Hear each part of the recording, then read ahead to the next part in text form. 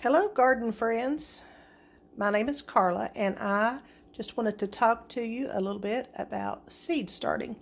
So, it is that time of year, time to start some seeds. If you are going to do a garden from seeds, and I have a lot of people ask me about when to start seeds, how do you start them, what do you use to start them with. So, I thought I would just do a quick video and go over some of that and just talk about that for a minute. So I've already got some pepper seeds planted, and I can show you those first. I'm going to pause this. So here are the seeds that I started for my peppers, and I have several different kinds. I have Fresno, Poblano, then I've got a rainbow blend that is just different kinds of sweet peppers. I've got cayenne, jalapeno, and extra large jalapeno. So all of these were started with a seed starting mix because seed starting mix is sterile. It does not have any kind of eggs in it that would cause fungus gnats later or anything like that. So if you're going to put them in the house, you really need to start with some type of sterile mix so that you do not introduce a lot of unwanted larvae into brand new plants that will eat them alive, literally. I've also started some blue curled kale and some tatsoi, which is similar to spinach. It's very high in vitamin C. And I have also started some mustard greens. So these are all cool weather plants. So I will be able to put those outside before long. As soon as they get big enough, I'll be able to put those outside. So peppers really like to have a warm environment before they will germinate.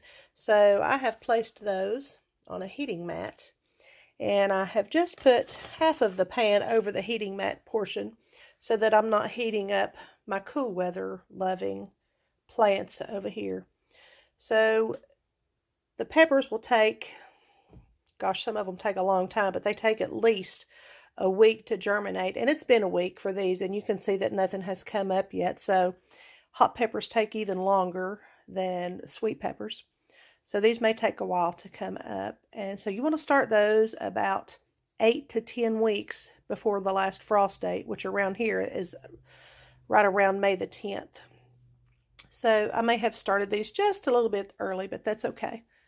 I do have some grow lights that I am keeping them under. That this right here is my grow light, and then I've got some aluminum foil on the back wall to help reflect the light.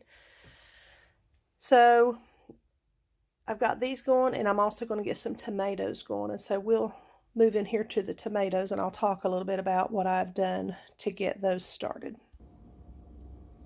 Okay, so what I've done with the tomatoes is a little different than what I've done in the past. And actually, it's a little different than anything that I've seen before, which is okay because, as long as you have a good, sterile growing medium for your seeds, then everything should work out okay. So I'm relying on that, y'all, okay?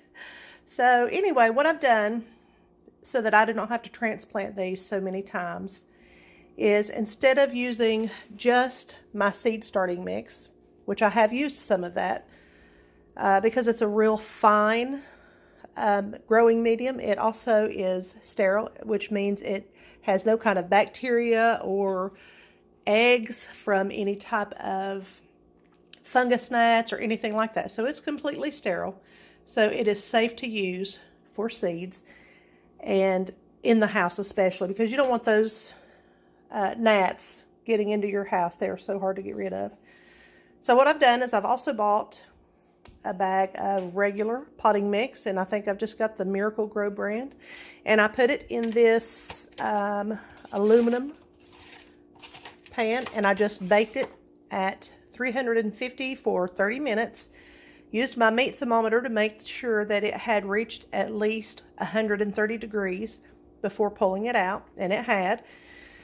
So what I done then was I took my little pots that I'm going to put my tomatoes in, and I put mostly this soil because this soil has some nutrients in it, and the seed starting soil does not.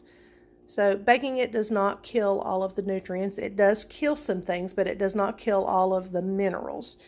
So I put that in the bottom, And so it is probably 3/4 full of the regular mix. And then I topped it off with the seed starting mix, because that's where the seeds will start, is on the very top, and then the roots will begin to grow down. And as they grow down, when they get more mature and they begin to need nutrients, then the nutrients will be there in the soil for them. So once I fixed all my pots up, I sprayed the top of it with a little bit of water, because you want your soil moist before you get started. And then I just removed one and I poured some water down in that. And these will begin to soak up that water, and it's called wicking. And all of that water will begin to wick up into the soil, and it will be able to keep your seeds moist until they have germinated. So the seeds that I am going to do this year, I have a bunch of different ones. I'm going to do the Celebrity, Big Rainbow, Cherokee Rose, Jerusalem, German Queen. Some of these seeds I have saved from last year and some I bought. Pink Brandywine, the Oxygen Jewel, the Snow White Cherry, which was one of my favorites last year. They are a small cherry tomato. The Jet Star Hybrid. I tried these last year, but none of these made it to really produce anything, so I'm going to try them one more year before I write them off. This is the Dr. Witchy's, and it is a yellowish orange tomato, and there's some controversy on about how to pronounce that, but just because I like the Dr. Witchy's better than I like Wikeys or Wikes, I call it Dr. Witchy's. Then this is a new one I've never tried before, and it's just called a Reisentraub is how I say it. I may be pronouncing that wrong, I'm not sure. And a couple new cherry tomatoes that I'm excited about is the Black Strawberry, which a very special friend of mine wants me to get one started for her. Her name is Erin. And this, I'm excited about this one too. This one looks so delicious. The Sunrise Bumblebee, and that is also a cherry tomato. This is a new one I've never tried. It's called the Mortgage Lifter. These are supposed to be a really huge tomato. Some of them can get over 2 pounds. And this is one that I got from M.I. Gardener that you see often in the grocery store and at the farmers markets. It's the Mr. Stripey. It's a very popular one and among the people around here anyway. And it is a delicious tomato. And last but not least, the Vintage Wine Tomato. So that's all of the tomatoes that I am going to plant this year. I do have a bunch more that I may or may not start. We'll see, because that's a lot of tomatoes already. And I don't want to overdo it. I tend to overdo it with seeds and things, but I do have lots more if I decide to plant more. So anyway, that's how I have started my seeds this year. I will post a video later on, an update of how these are doing.